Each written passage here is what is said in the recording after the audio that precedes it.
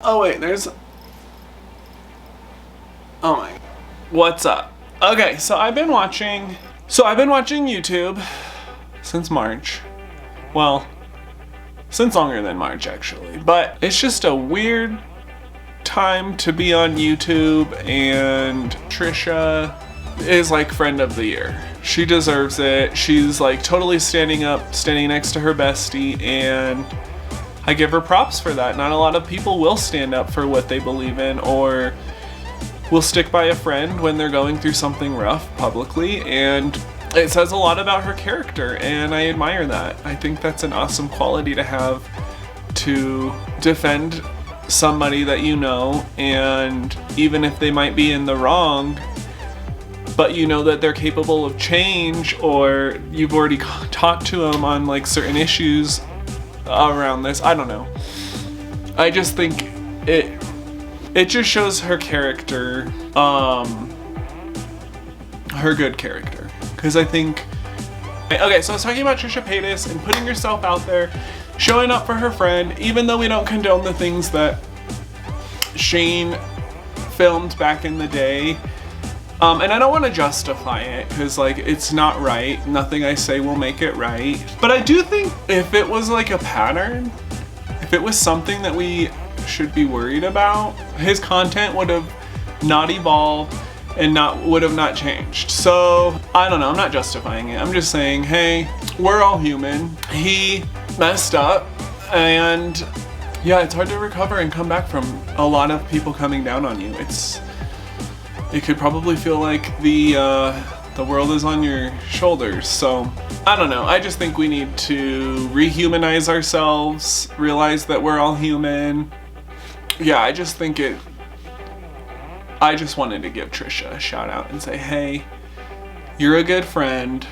We all need a good friend like you in our life, and Shane is lucky to have somebody like you standing up for him at a time like this. So there was this tweet that I was reading during Pride Month, and it talked about how, let me see if I can find it. Okay, I don't have it on my Twitter. Okay, just kidding. But it basically said that as gay people, when we're younger, we build up this armor to protect ourselves. And then as adults, we kind of have to figure out what part of that armor is armor and which part of it is our true authentic self. So we kind of pick up traits that we think will throw people off our, I don't want to say our path, but like kind of like how a lot, like the term beard came about, like having a girl pretend to be your date or whatever, you know what I mean, so that you appear straight to the masses, happens a lot. And I'm not justifying this in any way, so I would appreciate nobody take it like that, but maybe this was a piece of armor that Shane used, you know? Racist people, gay people can't be racist. So if he made a racist remark, he must not be gay. But guess what?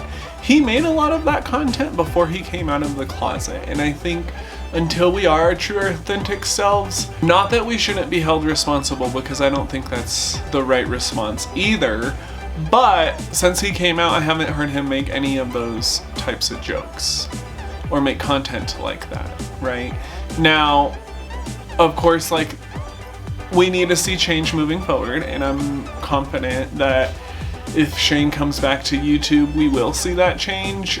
Because I think the whole community is going to hold him responsible. He doesn't have a choice but to be his true authentic self and to show the change that we want to see, right?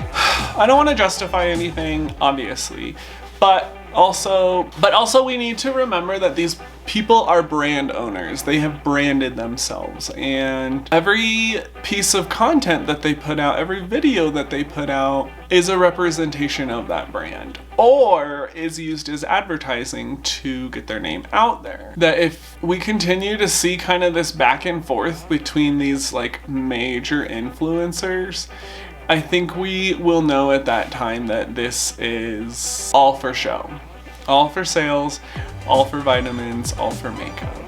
And that's okay. I just think the community needs to remember that if all of us woke up tomorrow all of us. I include me in the beauty community just because I will listen.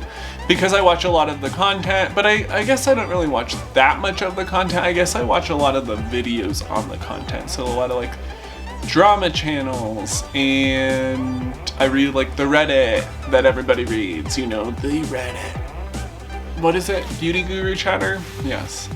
So yeah, I guess I would consider myself kind of a part of the beauty community, although I don't wear makeup. I do skincare, and I've been doing this skincare since like since I had hit puberty and I had pimples. So anyway, if we all woke up tomorrow and we looked in the mirror and we were truly happy with what we saw in the mirror, this billion-dollar beauty industry would fall flat on its face. So I think we need to remember that a lot of this industry and a lot of the people that we see in this industry, and the reason why we see people acting the way that they are, is because these businesses are using our insecurities against us, which is so sad.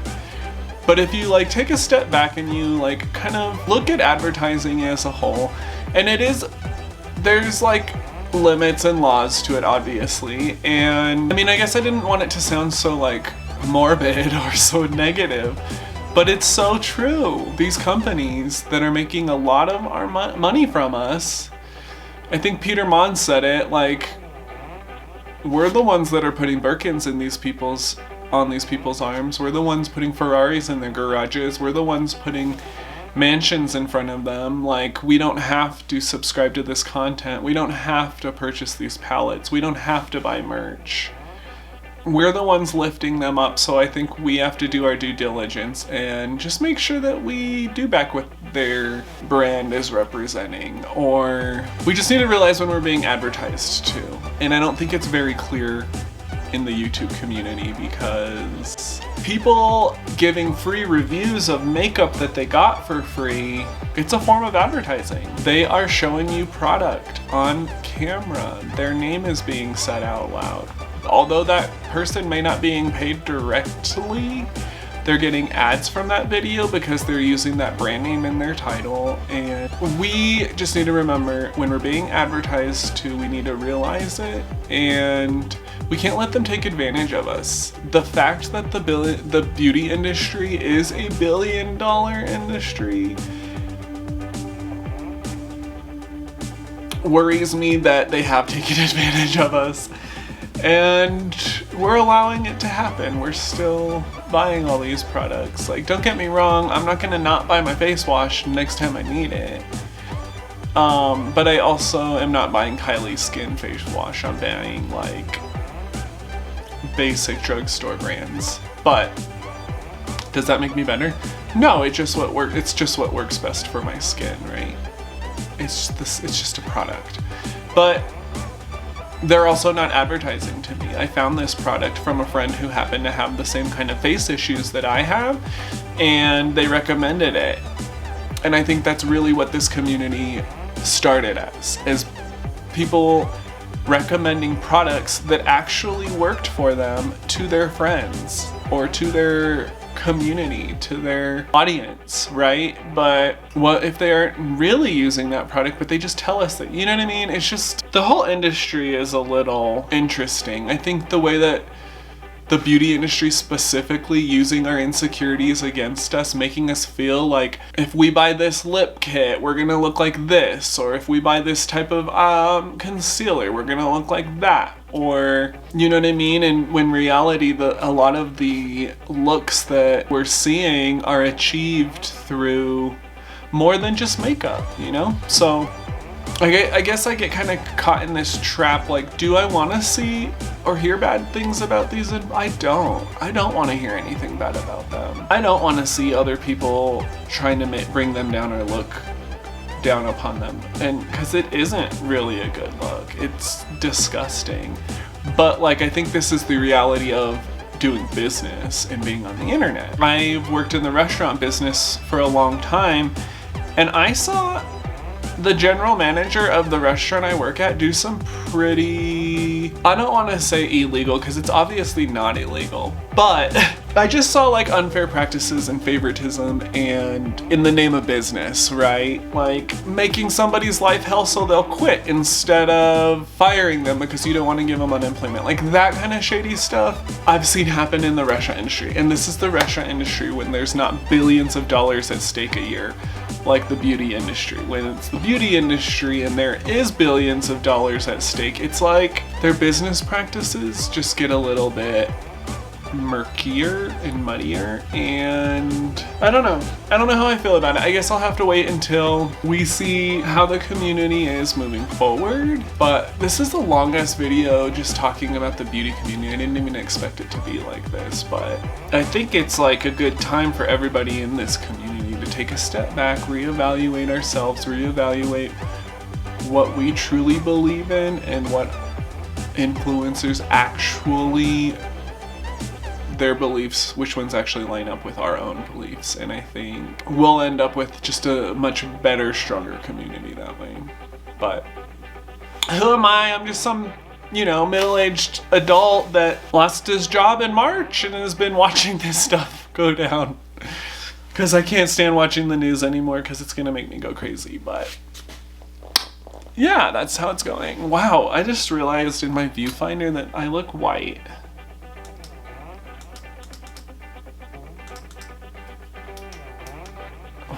Well, kind of filmed most of this video with that extra bright light, so I guess that's just how it's gonna have to look. So I think I'm gonna end this video here.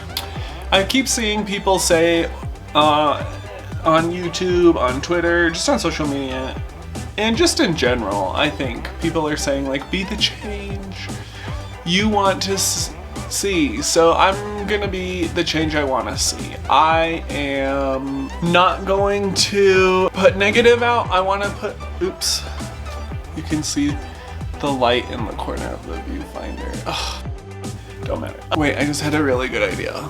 Watch, I'm gonna figure this out right when I'm done with this video. This tripod says it should be able to hold the weight of my camera, but if my camera's not like completely centered on it, it like, stupid. But that's what I get for buying a tabletop tripod for a camera that's, well, the camera's less than a pound, but I don't know. Anyway, wow, this video, I haven't really had much, I don't have anybody to really talk to anymore. So I talk to myself on the internet. Thanks for chilling. I know I really don't know what I'm doing. I don't really have a schedule, so we'll kind of see where this goes. I've had a lot of good ideas for video ideas. I just need to get out of my own way. I have a hard time procrastinating, but I'm working on it, like really working on it. Like I've been meditating and I use a gratitude journal, and yeah, I'm taking care of myself this year. So you should do the same. Don't forget to appreciate one of the little moments of your day, so when you're old and you look back, you don't think to yourself that you didn't appreciate one of the little small moments of every single day. So we'll see you on the next one. I know my outro doesn't really make sense. Well, if it makes sense to you, it doesn't make sense to me because I'm still trying to figure it out. I keep meaning to sit down and like actually write it out so that I can read it and it like be a legit statement and not a confusing one or me trying to figure it out at the end. But yeah. Did I tell y'all I'm really bad at procrastinating? Okay, I'll see you on the next one.